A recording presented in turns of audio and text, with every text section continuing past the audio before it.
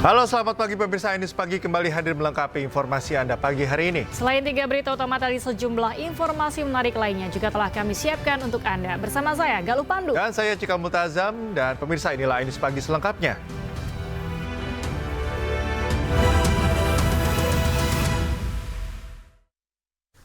Kita awal informasi pagi ini, pemirsa. Kebakaran besar melanda Pasar Sentral Remu, Kota Sorong, Papua Barat Daya. Sejumlah pemuda yang ingin menjarah ditangkap.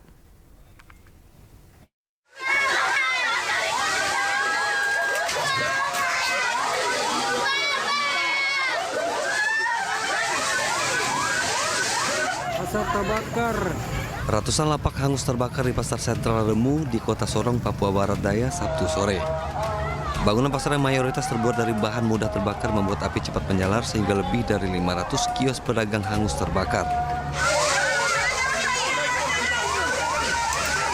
Sebanyak 3 unit mobil pemadam kebakaran, 1 unit water cannon milik Brimob Yonbe Sorong, serta belasan mobil tangki air dikerahkan untuk memadamkan api. Kondisi pasar yang padat serta banyaknya warga yang berkumpul untuk mengamatikan momen kebakaran menambah kesulitan petugas dalam memadamkan api. Upaya pemadaman berlangsung sekitar 7 jam. Polisi mengamankan sejumlah orang yang melakukan penjarahan. Polisi juga terus melakukan penjagaan untuk mencegah aksi penjarahan susulan.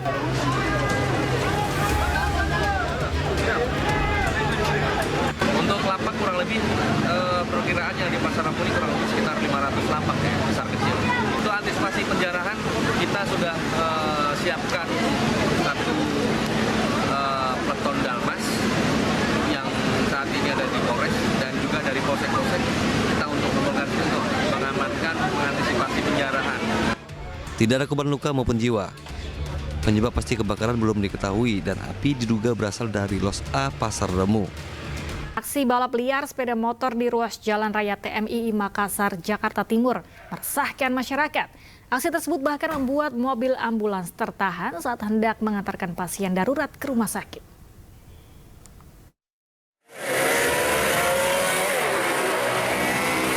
Sekelompok pemuda menutup ruas jalan saat aksi balap motor liar di Jalan Raya Taman Mini Indonesia Indah, Makassar, Jakarta Timur.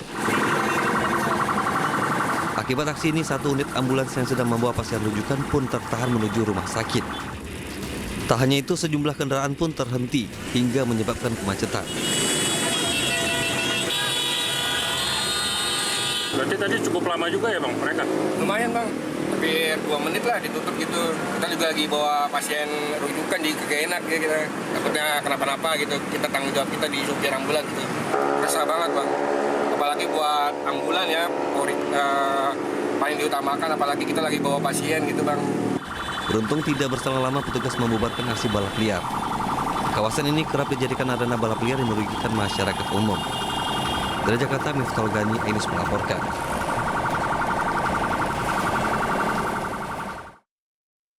Pemirsa, aktor Andrew Andika ditangkap polisi atas dugaan penyalahgunaan narkoba. Andrew ditangkap bersama 5 rekannya, termasuk salah satunya adalah seorang influencer.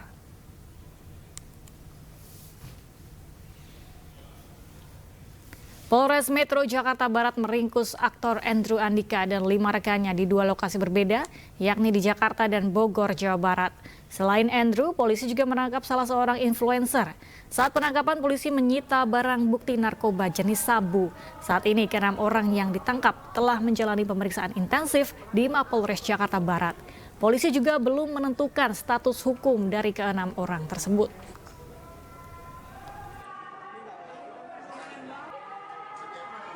Penangkapan terhadap seorang public figure berinisial AA bersama dengan teman-temannya yang telah melakukan penyalahgunaan narkoba. Penangkapan kami lakukan di 2 tempat, yaitu di daerah Bogor dan kemudian di daerah Jakarta Selatan. Terhadap public figure tersebut berinisial AA tersebut saat ini berada di Polres Metro Jakarta Barat. Begitu juga dengan teman-temannya dalam keadaan sehat. Berapa orang teman-temannya? Untuk teman-temannya ada 5 orang, 3 orang laki-laki, 2 orang perempuan, dan diantaranya ada juga yang sebagai influencer. Pemirsa, hingga kini kasus kematian wanita dalam lemari di kamar kos di kota Jambi masih menjadi misteri.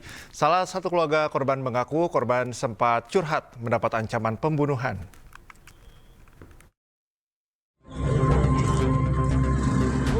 Kepolisian dari Polsek Jambi Selatan terus menggali keterangan dari orang-orang terdekat Resti Widya alias Feby, wanita asal Jawa Barat yang ditemukan tewas dalam sebuah lemari di kamar kosnya di Jambi.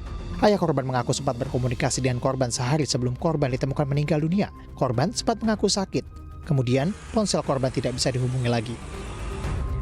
Sementara itu, ibu angkat korban mengaku sepekan sebelum ditemukan tewas, korban sempat curhat akan dibunuh seseorang. Ia pun sempat disarankan pindah dari tempat kos itu. Tempatnya curhat yang saya, tapi cerita telepon kan, tante katanya orang kan, Resti ini kayaknya ada sekelompok orang mau membunuh Resti. Tidak tuh aku bilang, itu tuh 1 minggu yang lalu. Aku bilanglah siapa emangnya, aku bilang kan. Tapi kalau memang Resti udah nggak nyaman lagi di kosan itu pindah aja, aku bilang kan. Atau ke rumah tante aja, aku bilang. Enggak lah teh, Resti nggak merasa bersalah, jadi Resti nggak takut.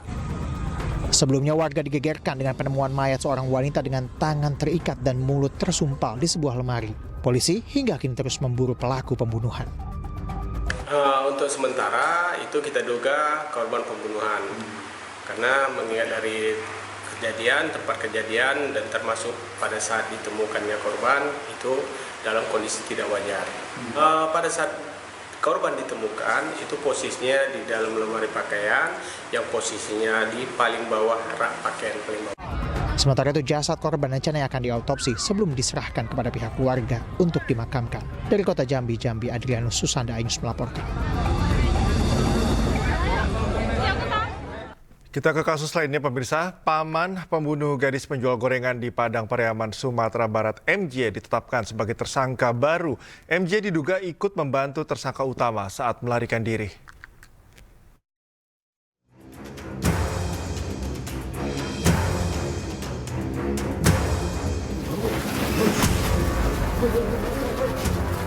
Polisi menetapkan MJ, paman dari tersangka utama Indra Septriawan, dalam kasus pemerkosaan dan pembunuhan gadis penjual gorengan di Padang Pariaman, Sumatera Barat. MJ diduga ikut membantu Indra Septriawan saat melarikan diri.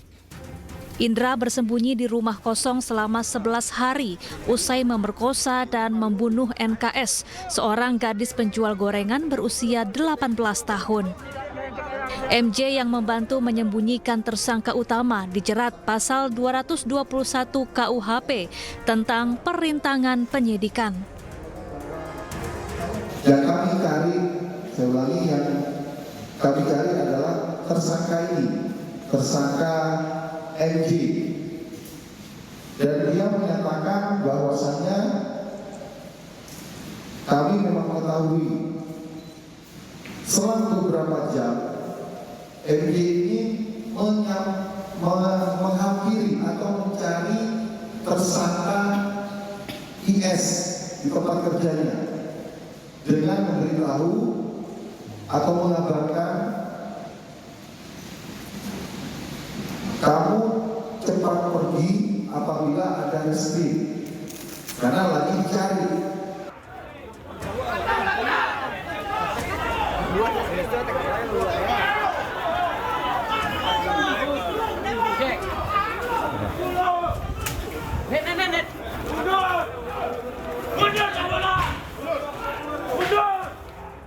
Sebelumnya warga bersama polisi menggerebek sebuah rumah kosong di Kayu Tanam, Padang Pariaman dan menangkap tersangka Indra Septriawan yang buron selama 11 hari. Tersangka yang merupakan residivis kasus pencabulan ini lalu ditahan dan menjalani pemeriksaan intensif.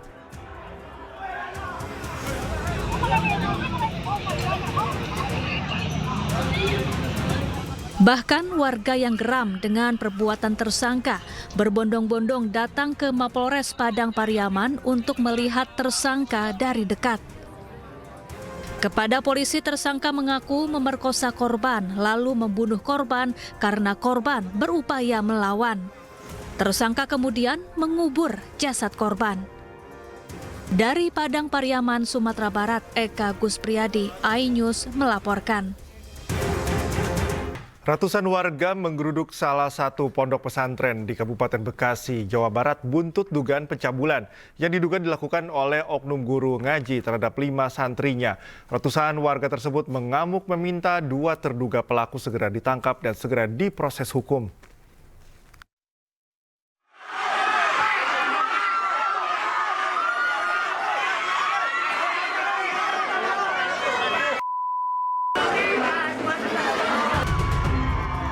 Ratusan warga menggeruduk salah satu pondok pesantren yang berada di Desa Karangmukti, Kecamatan Karangbahagia, Kabupaten Bekasi, Jawa Barat pada Jumat malam.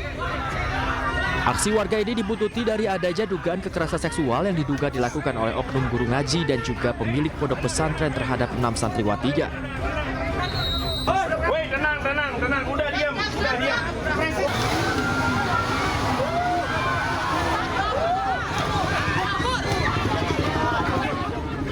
Ratusan warga ini menuntut agar 2 terduga pelaku segera ditangkap dan diproses secara hukum. Warga yang geram dengan ulah kedua oknum ponpes sempat anarkis.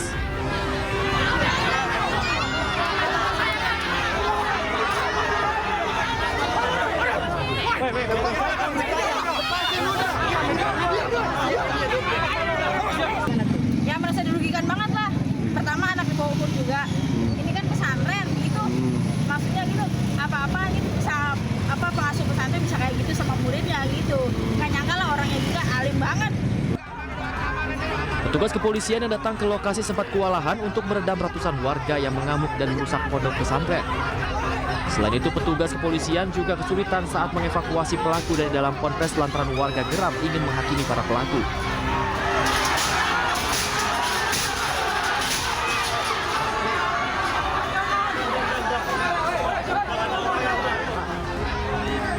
Saat ini 8 orang saksi sudah dimintai keterangan terkait kasus tersebut guna kepentingan penyelidikan lebih lanjut.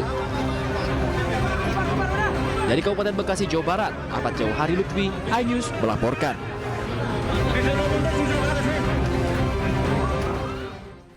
Nekat mempromosikan judi online tanpa busana, seorang wanita di Balikpapan, Kalimantan Timur ditangkap polisi. Dari aksinya pelaku dapat meraup 1 hingga 2 juta rupiah per hari.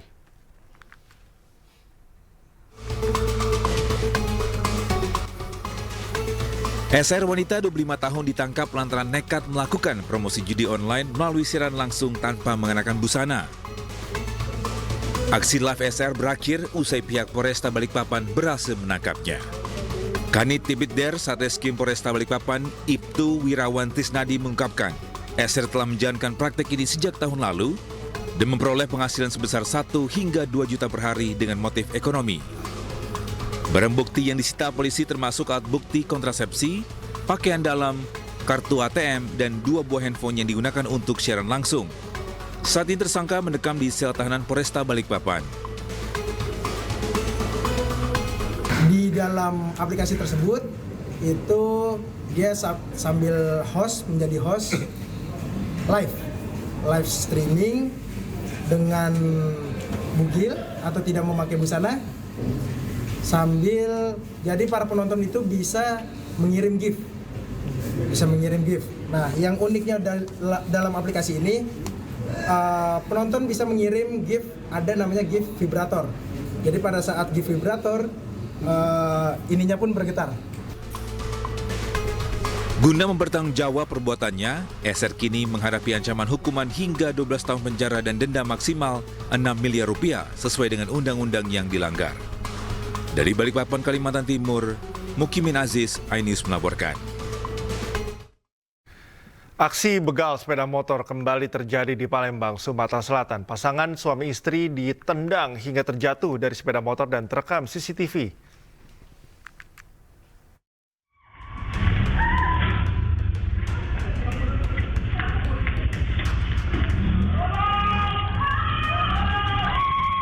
Dari rekaman ini, terlihat pelaku begal berjumlah 3 orang langsung mewepet korban sebelum menendang hingga kedua korban yang merupakan suami istri hampir jatuh dari sepeda motornya. Meski korban sempat berteriak, namun para pelaku yang bawa senjata tajam berupa pedang berhasil kabur. Aksi begal ini terjadi di depan kantor Lurah Sukajaya, Sukarami, Palembang pada dini hari. Diduga ketiga pelaku masih remaja. Pasca kejadian, Ahmad Korik yang merupakan korban pembegalan menjelaskan bahwa ia telah melaporkan kejadian ini kepada polisi dan istrinya hingga kini masih dalam keadaan syok dan trauma atas kejadian itu. Tiba-tiba setelah dekat naik tanjakan di kantor Lurah Sukajaya itu, ada yang merajang motor aku. Maka aku ibarat sifat panik kan, siapa ini yang ini kan tidak anu kan. Dia diterajang nih motor aku hampir jatuh. Ketika berbalik aku nak ngadu ke perlawanan, mereka langsung megang pedang dua kok. Mereka bonceng 3, 2 yang bawa pedang, satunya standby di motor. Kasus pembegalan ini sudah dilaporkan ke Mapolsek Sukarami, Palembang. Sementara itu masyarakat berharap polisi dapat meningkatkan patroli untuk mengantisipasi kejahatan terulang kembali. Dari Palembang, Sumatera Selatan, Firdaus Ainus melaporkan. Pemirsa, acara silaturahmi yang digelar Forum Tanah Air dihadiri sejumlah tokoh nasional dan berujung ricuh. Sekelompok orang tak dikenal masuk ruangan dan mengobrak-abrik panggung acara. Polisi kemana nih,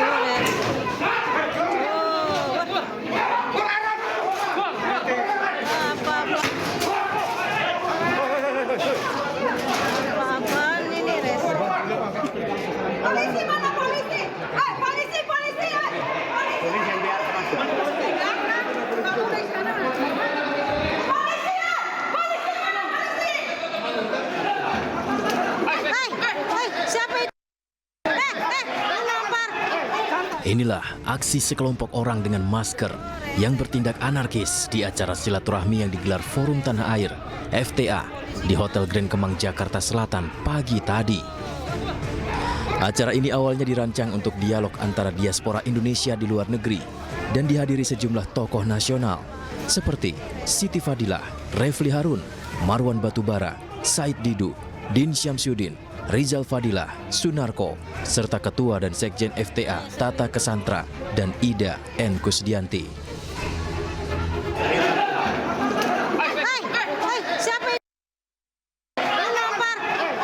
Ketika acara dimulai, massa anarkistis mengobrak-ngabrik ruangan. Bahkan ada aksi kekerasan yang dilakukan terhadap salah satu peserta acara. Refli Harun menyayangkan aksi ini karena aksi kekerasan dilakukan di hadapan polisi secara langsung tanpa perlawanan. Dari sisi demokrasi, kejadian ini dianggap kampungan dan primitif. Kalau dari sisi demokrasi, ya, kejadian tadi kampungan, ya, kejadian yang primitif. Bayangkan, sebenarnya kan mudah. Kalau mereka mau demonstrasi, ya demo aja di sana. Ya, kalau kita bicara mengenai hak, silakan saja. Mereka menyampaikan pendapatnya di mobil komando sebagaimana yang sering kita lakukan, ya kan? Tetapi ketika sudah masuk ke sini, merusak, itu namanya kriminal. Seperti dikatakan Majen Sunarko tadi, itu bukan delik aduan. Dan mereka melakukan itu di depan polisi. Jadi kalau polisi tidak bertindak, aneh bin ajaib, ya. Menurut saya kita perlu nanti rame-rame datang ke kantor polisi untuk menyampaikan hal ini. Kalau mereka tidak melakukan tindakan apa-apa, itu satu hal, ya. Hal yang kedua, kita melakukan ini di tempat yang tertutup, di tempat yang terhormat, ya, bukan di jalan. Karena itu, kalau demonstrasi atau unjuk rasa di jalan saja, itu bisa dilakukan dengan prosedur yang memang sudah diatur. Masa di dalam kita tidak bisa melakukannya? Sejumlah pihak menyayangkan kejadian ini, apalagi forum ini juga disaksikan oleh para diaspora Indonesia di 22 negara melalui streaming.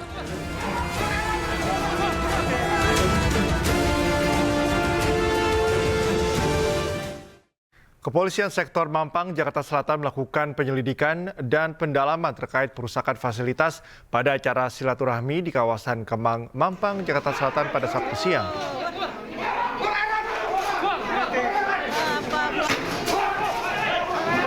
Diketahui pada saat kejadian perusakan ini, pihak kepolisian tengah melakukan pengamanan unjuk rasa yang digelar Aliansi Cinta Tanah Air di Kemang, Jakarta Selatan. Sementara diketahui peristiwa perusakan dalam acara silaturahmi terjadi secara tiba-tiba dan dilakukan sekitar 25 orang tak dikenal yang masuk melalui pintu belakang. Para terduga pelaku perusakan merupakan massa yang berbeda dengan massa aksi unjuk rasa. Sementara itu, pihak kepolisian mengaku tidak mendapat laporan terkait acara silaturahmi yang digelar Forum Tanah Air di Hotel Grand Kemang, Jakarta. Pengarahan atau ambon pati-pati kepada anggota pukul 8, terus selanjutnya pukul 9 aliansi Cinta Tanah Air ini datang, terus kemudian melakukan orasi di gerbang pintu Grand Kemal bagian depan. Ya, terus kemudian di saat kami fokus pengamanan kegiatan UNRAS di depan, tiba-tiba kami mendapatkan informasi bahwa ada sekelompok orang yang tidak dikenal masuk lewat gerbang pintu belakang. Atas adanya informasi tersebut, kemudian kami langsung lari ke belakang untuk mengecek dan mengamankan lokasi yang di belakang. Jadi gini, kalau massa yang melakukan pengerusakan itu masuk, kami tidak tahu, karena memang kegiatan di dalam apa kami juga tidak tahu, karena tidak ada pemberitahuan ke Polsek ataupun ke Polres terkait dengan kegiatan. Pada hari ini kami lebih fokus pada pengamanan kegiatan unjuk rasa yang dilakukan oleh Aliansi Cinta Tanah Air yang ada di Grand Kemang gerbang depan. Alhamdulillah untuk kegiatan daripada unjuk rasa dari Aliansi Cinta Tanah Air ini nggak ada kendala, nggak ada masalah. Jadi berjalan dengan baik. Berarti itu orang yang berbeda ya? Orang yang berbeda dari kelompok yang melakukan.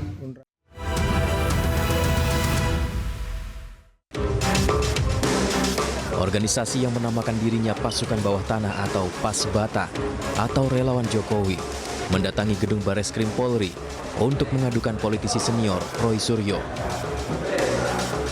Relawan ini mengklaim membawa serta sejumlah bukti berupa rekaman podcast.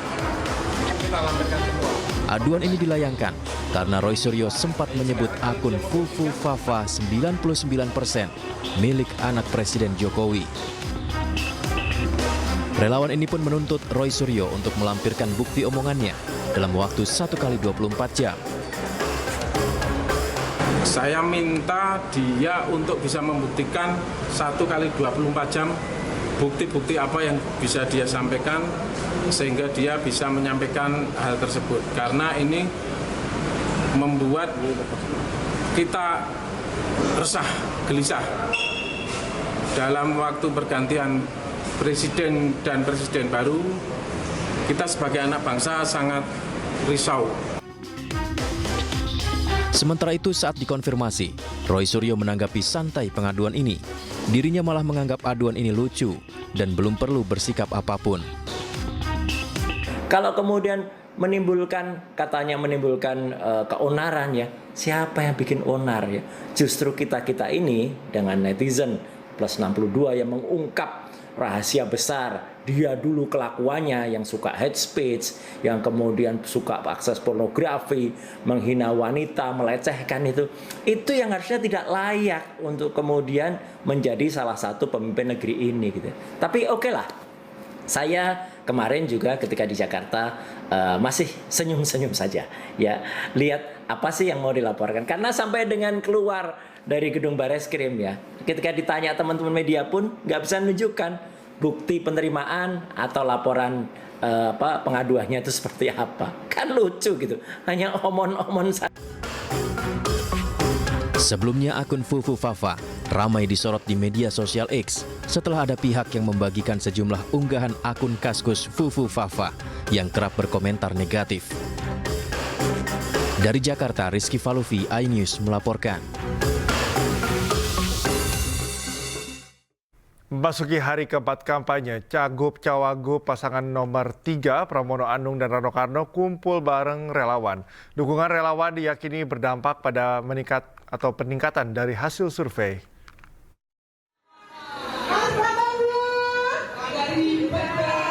Memasuki hari keempat kampanye Cagup-Cawagup pasangan nomor urut 3, Pramono Anung dan Rano Karno menghadiri nongkrong bareng menyala bersama alumni SMA Jakarta di Gor Bulungan, Jakarta Selatan. Pramono mengungkapkan alumni SMA Jakarta menginginkan dua hal untuk dituntaskan, yakni berantas korupsi dan mengurangi kesenjangan di Jakarta. Saya banyak belajar dari anak saya dan teman-temannya dan juga komunitas Gensi yang selama ini dekat dengan kami. Maka secara khusus saya punya tim Gensi, secara khusus. Dan isinya para Gensi yang cara berpikirnya totally different. Misalnya kalau melihat dulu saya tidak pernah main TikTok. TikTok saya gak lebih dari 2 minggu, followernya hampir 10.000 dan yang like di atas 250.000. Artinya apa? Saya di Gensi bisa diterima juga begitu ya. Walaupun kadang-kadang diisi oleh hal yang dulu tidak pernah saya bayangkan harus begini-begini ya. Udah kita gini ya. Sementara itu, calon wakil gubernur Jakarta nomor urut 3, Rano Karno menghadiri kumpul bareng relawan Jaya Center se-Jakarta di Pulau Gadung, Jakarta Timur. Melihat antusias para relawan, Rano Karno optimis dukungan yang diberikan berdampak pada hasil survei. Inilah yang membuat barangkali yang membuat survei kita meningkat karena apa? Relawan bergerak, masyarakat bergerak. Inilah hasilnya. Yang nggak bisa kita kejar ya harus hajar seperti ini, kerja keras seperti ini. Makanya saya bilang Mas Pram nggak isu datang, dia ke tempat lain, saya ke sini. Untuk apa? Sama-sama kita mensosialisasikan program-program kita. Tidak hanya itu, dalam safari politiknya, calon wakil gubernur Jakarta nomor urut 3 Rano Karno juga menghadiri acara pertunjukan dengan lakon Si Manis Jembatan Merah di Gedung Besar Taman Ismail Marzuki, Jakarta Pusat.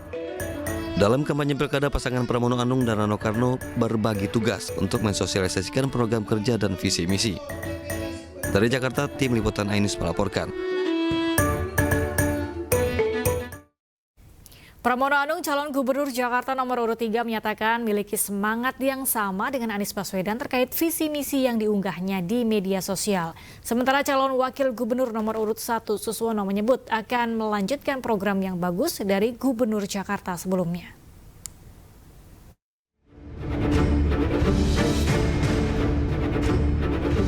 Gubernur DKI Jakarta periode 2017-2022 Anies Baswedan mengunggah laman visi misi dan program kerja yang sempat disusun untuk direncanakan menuju Pilgub Jakarta 2024.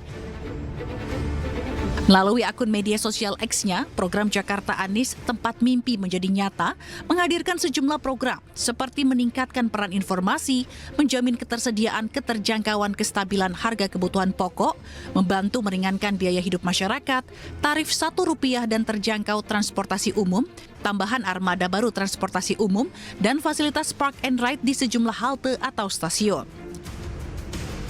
Anies mengungkapkan program ini disiapkan sejak awal niat maju Pilgub Jakarta. Namun qadarullah, ternyata dirinya tidak ikut kontestasi Pilgub.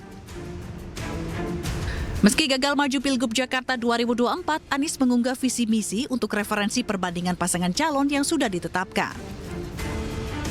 Sebelumnya, Anies sempat mengunggah video menjawab pertanyaan soal arah dukungannya di Pilkada Jakarta 2024. Anies juga sampaikan pesan untuk pendukungnya yang disebut anak abah agar tidak buru-buru dalam memilih dan mencari tahu tentang visi misi para paslon. Bicara menentukan pilihan, tidak bisa menentukan pilihan tanpa tahu apa nilainya, apa gagasannya, apa rencananya, apalagi hanya dengan diajak. Saya rasa kita semua selama ini tidak pernah menentukan pilihan semata-mata karena diajak. Kalau karena diajak, mana nilainya, mana visinya. Nah, jadi teman-teman sekalian, menurut saya terlalu awal saat ini untuk menentukan sikap, menentukan pilihan. Pada akhirnya, semua akan menentukan. Tapi minimal, sekurang-kurangnya, lihat dulu dokumen visinya, lihat dulu misinya, lihat dulu rencana kerja, minimal lihat itu. Lalu jangan buru-buru, sepanjang waktunya. Jadi saya berharap pada semua sabar, pantau, bandingkan, nanti baru kemudian menentukan arahnya kemana.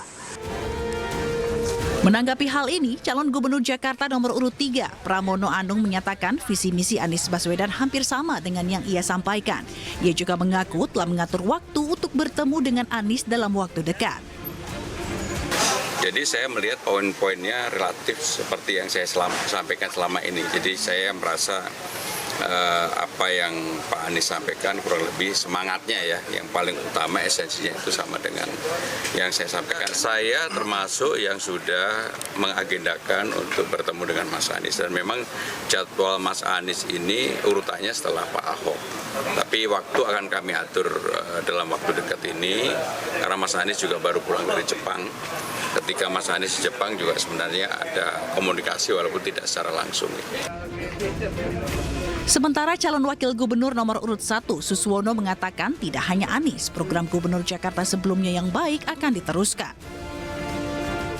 Pak Anies itu dulu kan didukung oleh PKS. Ketika menyusun program-program juga kan bersama PKS juga ya.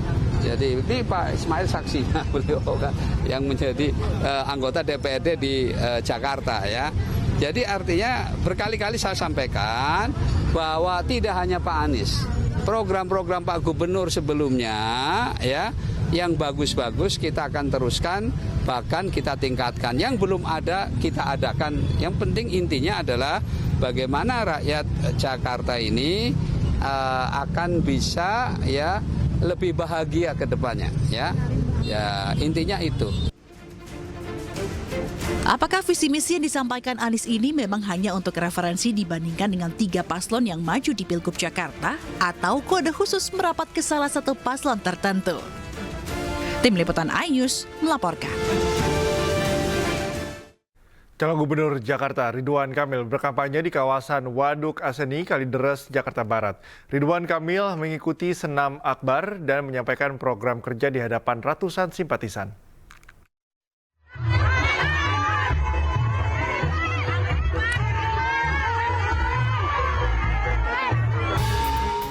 Calon Gubernur Jakarta Ridwan Kamil berkampanye di kawasan Waduk Aseni, Kalideres, Jakarta Barat. Ridwan Kamil mengikuti senam akbar bersama ratusan ibu-ibu. Kedatangan Ridwan Kamil disambut antusias warga, terutama ibu-ibu yang mengikuti senam sehat.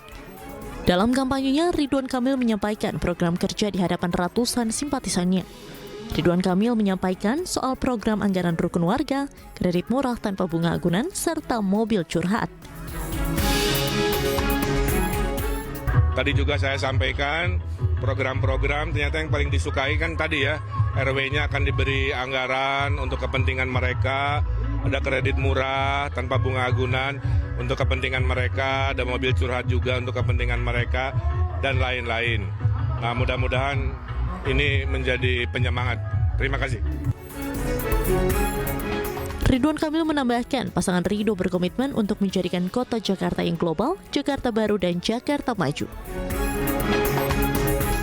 Dari Jakarta, Irfan Hardiansyah, Seto Pratomo, iNews melaporkan.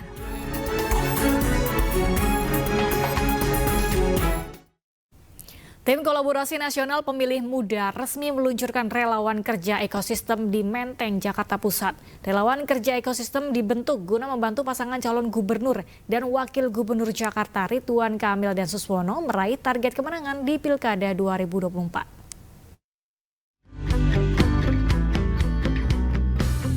Guna mendulang suara anak muda di kontestasi pemilihan Gubernur Jakarta November 2024 mendatang, Tim Kolaborasi Nasional Pemilih Muda membentuk relawan kerja ekosistem. Para relawan ini diharapkan dapat bekerja semaksimal mungkin untuk mencari dukungan dan meraup suara anak muda demi memenangkan pasangan nomor urut 1 Ridwan Kamil Suswono di Pilkada Jakarta. 3 isu utama seperti kesehatan, lingkungan, hingga kewirausahaan menjadi tema RK Ekosistem dalam menarik minat anak muda Jakarta. Kita punya keyakinan betul dengan gagasan yang hari ini kita bawa, ini akan mendekatkan sosok RK Suswono ini dengan isu-isu orang muda tadi. Mungkin karena belum ada RK Cluster ini rame 3 coblosnya. Nanti insya Allah setelah ini ada, besok semua berbalik mendukung paslon 01. Terbagi dalam 19 klaster, relawan ini dipercaya efektif untuk menggerakkan basis dukungan di kalangan anak muda dengan target memenangkan pasangan Ridho dalam 1 putaran. Dari Jakarta, Rizky Ihwal, iNews melaporkan. Tak mau kalah dengan 2 paslon lain di Pilgub Jakarta, pasangan dari jalur independen Dharma Pongrekun Kunwardana memberikan program unggulannya ke masyarakat. Keduanya berjanji memberikan internet gratis berkecepatan tinggi untuk warga Jakarta jika terpilih.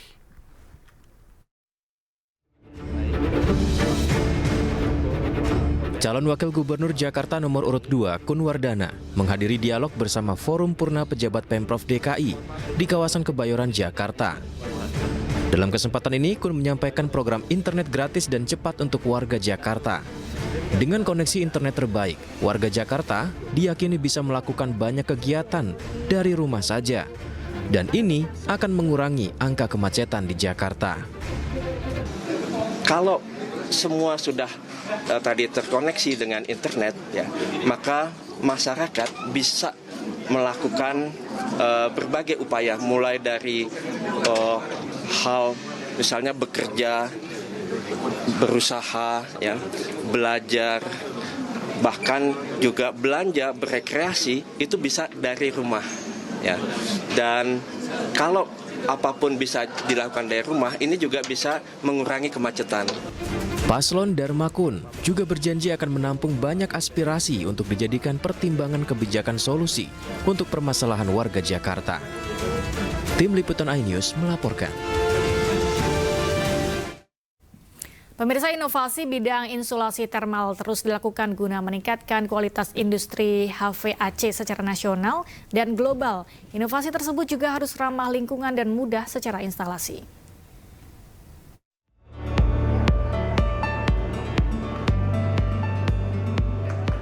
PT Thermotech Indonesia, perusahaan inovatif dalam bidang insulasi termal, semakin mengukuhkan posisinya di pasar Indonesia melalui partisipasi mereka dalam pameran Refrigeration and HVAC Indonesia 2024 yang digelar di G-Expo Kemayoran, Jakarta. PT Thermotech membawa produk unggulannya yakni Toilet Crosslink Foam yang dikenal sebagai insulasi peredam untuk atap, ducting, pipa, underlayer, hingga dinding dan atap bangunan. PT Thermotech Solution ingin meningkatkan pemahaman para kontraktor di Indonesia mengenai pentingnya produk insulasi berkualitas tinggi. And if I compare the Korean market with the Indonesian market, I feel Indonesian market is like a still baby. It means there are very huge opportunity to develop the market.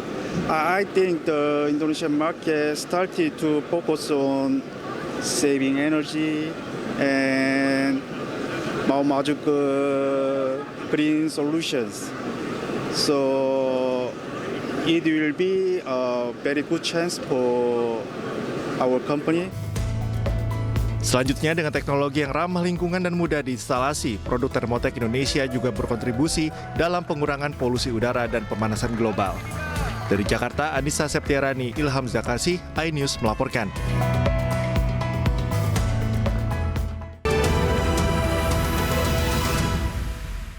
Kebakaran besar melanda pasar sentral Remu, Kota Sorong, Papua Barat Daya. Ya, sejumlah pemuda yang ingin menjarah ditangkap.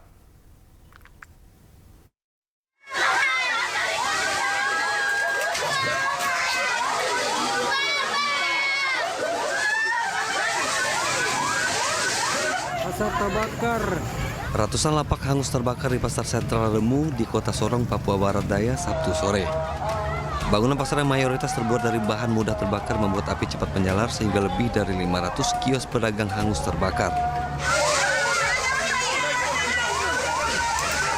Sebanyak 3 unit mobil pemadam kebakaran, 1 unit water cannon milik Brimob-Yon B Sorong, serta belasan mobil tangki air dikerahkan untuk memadamkan api.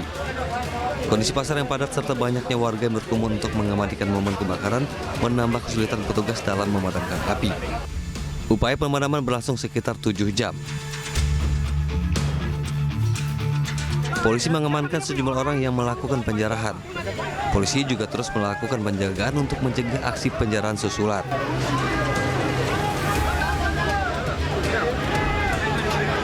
Untuk lapak kurang lebih perkiraannya di pasar Remu ini kurang lebih sekitar 500 lapak ya, besar kecil.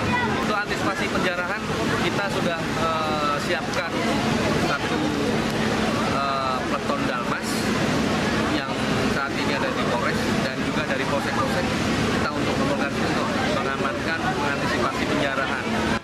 Tidak ada korban luka maupun jiwa.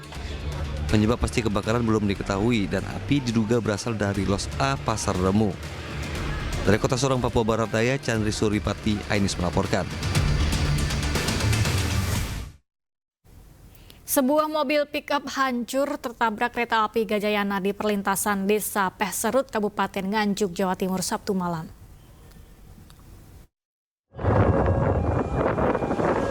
Peristiwa kecelakaan bermula saat pick-up yang ditumpangi 5 orang melewati perlintasan rel kereta. Tiba-tiba roda bagian belakang tersangkut dan tak bisa melintas meski dicoba untuk didorong namun gagal. Tak lama kemudian dari arah timur kereta api Gajayana jurusan Malang, Jakarta melaju dengan kecepatan tinggi menabrak pick-up dan terseret puluhan meter hingga ringsek parah. Tak ada korban jiwa, pengemudi dan 4 penumpang selamat.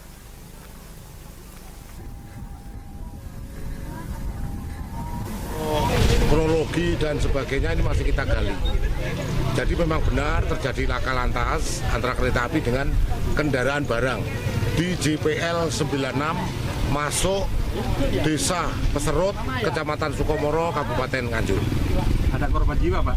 Untuk korban alhamdulillah tidak ada korban manusia nihil. Hanya Tim SAR gabungan berhasil evakuasi korban terakhir longsor tambang emas di Kecamatan Hiliran Gumanti, Kabupaten Solok, Sumatera Barat. Data dari BPBD setempat, 13 orang dilaporkan meninggal dunia.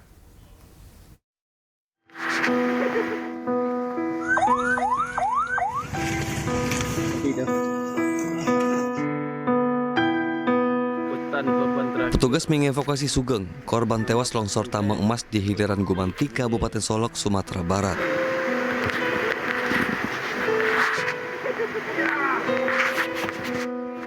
Evakuasi berlangsung dramatis lantaran petugas harus menarik korban dengan tali menyeberangi derasnya arus sungai.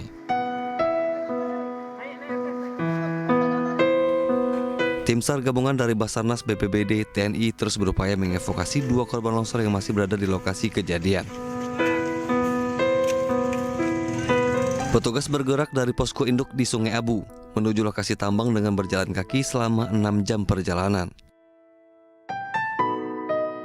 Data sementara korban berjumlah 25 orang, 13 diantaranya meninggal dunia.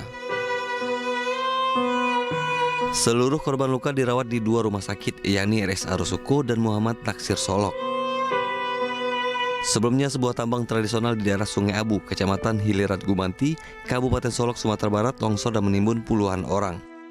Diketahui tambang emas tradisional ini tidak memiliki izin dari Pemda atau ilegal karena berada di dalam kawasan hutan lindung seluas 186 hektar.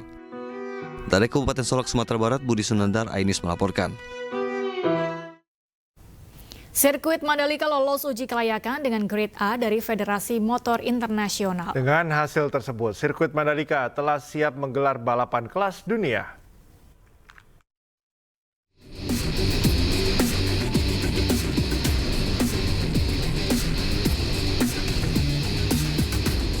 Mandalika Grand Prix Association menyatakan sirkuit Pertamina Mandalika Lombok, Nusa Tenggara Barat telah lolos uji kelayakan dengan Grade A dari Federasi Motor Internasional atau FIM.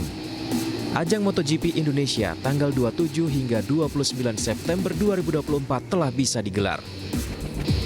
Direktur MGPA menegaskan hasil uji kelayakan ini diperoleh setelah dilakukan inspeksi lintasan sejak Kamis 26 September lalu oleh FIM, Dorna Sport selaku penyelenggara, hingga para pembalap MotoGP, Moto3 dan Moto2, serta dari Ikatan Motor Indonesia. Berdasarkan surat resmi dari FIM, sirkuit Mandalika telah lolos uji kelayakan Grade A, sehingga balapan dan final bisa digelar di sirkuit Mandalika. Tidak ada permintaan resmi untuk mencuci ulang sirkuit ini. Dari FIM sirkuit ditutup kemarin jam 4:30, tidak ada permintaan dari FIM untuk mencuci atau membersihkan sirkuit. Jadi kalau tidak ada permintaan kami tidak akan mengerjakan karena memang nggak boleh ya. Takutnya nanti pernah kami kerjakan mereka komplain bekas racing line-nya hilang gitu ya. Jadi kami hanya kalau ada permintaan resmi dari Dorna baru kami sikat. Tapi memang sebelumnya sudah di sweeper. Waduh, kalau Mas nanya sudah di sweeper, di berita-berita koran kan kita udah sweeper 2 minggu yang lalu kita cuci, kita semprot, kita sikat, kita bilas dengan air.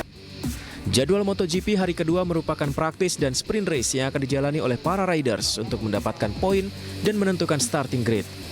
Dari Mandalika, Lombok, Muzakir, iNews melaporkan.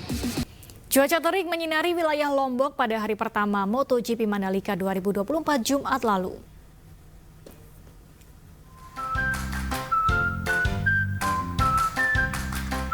Di pagi hari suhu aspal sirkuit masih 40, namun saat balapan siang hari suhu mencapai 51,4 derajat Celcius. Usai melaju kencang pada sesi pertama ini, Fabio Quartararo langsung menyeburkan diri di tong sampah yang diisi es.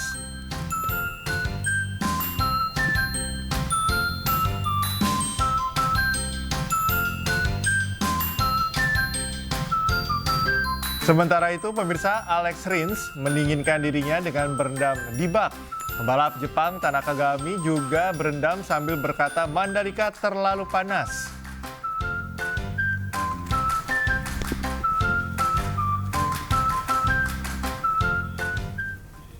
Pemirsa, generasi muda perlu menentukan langkah nyata dalam masa depan untuk mendukung hal tersebut. Maka untuk mendukung hal tersebut tentunya harus diadakan sebuah event, talk show, art and immersive installation hingga teknologi perawatan yang canggih.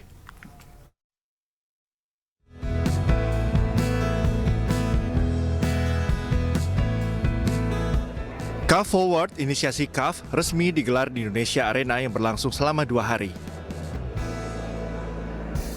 Event yang mengusung tema langkah berdampak ini mengajak masyarakat khususnya anak muda dalam mengambil langkah nyata untuk mewujudkan masa depan yang lebih baik.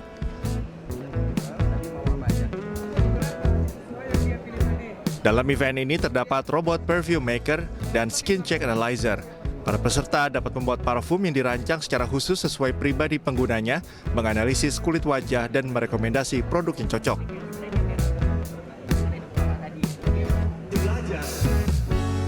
Dalam event CAF Forward 2024, CAF menghadirkan setidaknya 50 narasumber inspiratif. Salah satunya adalah legenda UFC Khabib Nurmagomedov. Event ini pastinya adalah sebuah langkah awal yang mana dari sini kita berharap banyak sekali anak-anak muda Indonesia yang terinspirasi. Salah satunya juga yang kami hadirkan di tahun ini adalah inspirasi dari global. Kami membawa 2 speakers besar. Yang pertama ada Khabib Nurmagomedov langsung dari Dagestan. Beliau hadir ke CAF Forward ini untuk pertama kalinya di Asia Tenggara gitu ya, di Indonesia untuk hadir di acara CAF Forward. Kemudian kita juga membawa seorang speakers namanya Amar dari channel YouTube Yes Theory. Selanjutnya, event CAF Forward akan menghadirkan virtual reality serta beragam food stand yang menarik bagi pengunjung. Dari Jakarta, Anissa Septiarani, Yudi Richard, iNews melaporkan.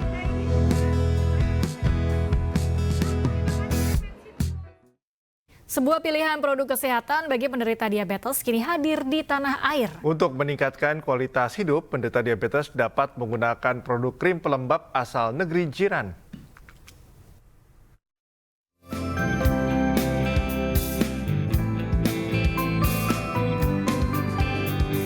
PT Perdana Group Indonesia semakin mengukuhkan sebagai distributor produk-produk asal Malaysia usai penandatanganan perjanjian kerjasama dengan company VitaCare International. Perusahaan yang bergerak di bidang impor produk makanan, kesehatan, dan kecantikan, PT Perdana Group Indonesia menjadi mitra strategis dalam pemasaran krim pelembab diabetes VitaCare di Indonesia. Melalui kerjasama ini, PT Perdana Group Indonesia dan Company VitaCare International optimis dapat memperluas jangkauan produk kesehatan tersebut di tanah air. Jadi gimana produk VitaCare ini sudah banyak sambutan bagus ya di Malaysia. Mereka ini mengedarkan produk untuk membantu yang diabetik dan juga eczema.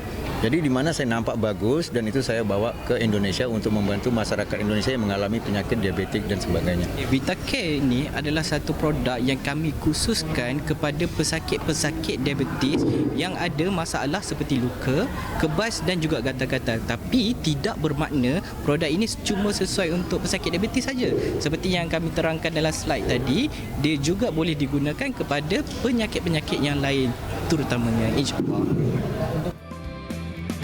Dengan beredarnya VitaCare di tanah air, kedua pihak mengklaim penderita diabetes kini memiliki pilihan untuk menggunakan produk ini. Hal ini dikarenakan produk mengandung bahan-bahan yang alami dan diformulasikan khusus untuk merawat luka akibat penyakit tersebut. Tim Liputan iNews melaporkan. PT PT KAI Daob 8 raih penghargaan MURI pada kegiatan parade lokomotif dengan livery varian terbanyak. Pelaksanaan parade lokomotif baru pertama kali diselenggarakan dalam rangka memperingati HUT Kereta Api Indonesia ke-79.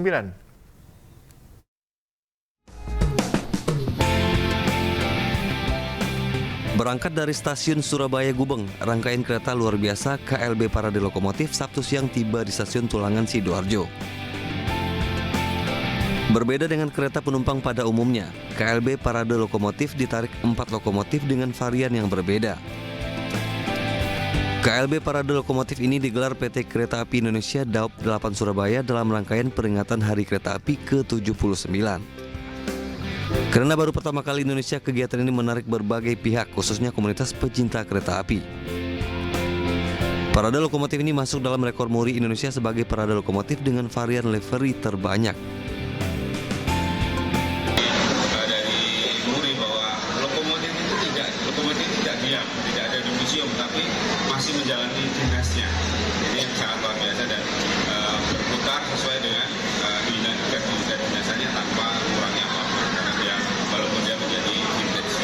Memberikan edukasi kepada mereka bahwa PT KAI sudah sedemikian berkembangnya, terus livery-nya juga banyak, yaitu ada 4 dengan masing-masing livery yang ada sejarahnya masing-masing.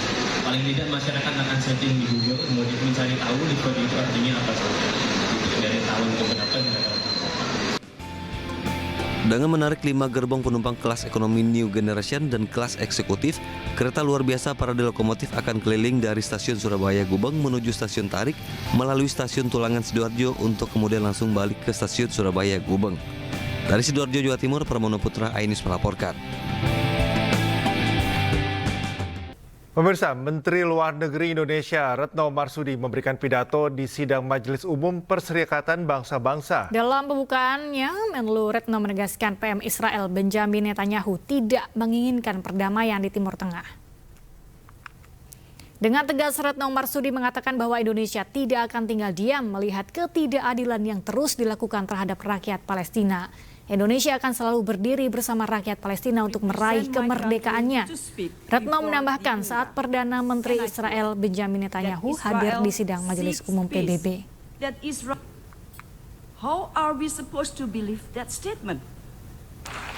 Israel sedang melancarkan serangan besar-besaran yang belum pernah terjadi sebelumnya di Beirut. Menurutnya hal tersebut sebagai penanda bahwa Netanyahu tidak menginginkan adanya perdamaian di Timur Tengah, khususnya di Palestina. The Asia-Africa Conference in Bandung, Indonesia. Indonesia cannot, I repeat, cannot sit back and relax, seeing the injustice that continues to be committed against the people of Palestine. Indonesia is and will always stand with the people of Palestine to attain their right to have an independent state of Palestine. As I speak now, more than 41,000 people in Gaza have been killed. Situation in West Bank, Lebanon are deteriorating. Is that not enough? Is that not enough? Will the Security Council only take action to stop Israel atrocities? Di tengah semakin meningkatnya ketegangan situasi Timur Tengah akibat serangan intensif antara Lebanon dan Israel, sejumlah lembaga kemanusiaan Indonesia dan lembaga kemanusiaan internasional tetap mengirimkan bantuan ke Gaza, Palestina. Assalamualaikum warahmatullahi wabarakatuh, sahabat-sahabat kebaikan di Indonesia. Alhamdulillah hari ini kita akan kirim kembali bantuan untuk saudara-saudara kita ke Gaza, Palestina berupa paket bahan pangan sebanyak 1.536 paket bahan pangan kita kirim dengan truk-truk kontainer. Semoga ini memberikan manfaat kepada saudara-saudara kita di Gaza, Palestina dan dukung terus Gaza, Palestina sampai merdeka. Barakallahu fikum. Wassalamualaikum warahmatullahi wabarakatuh.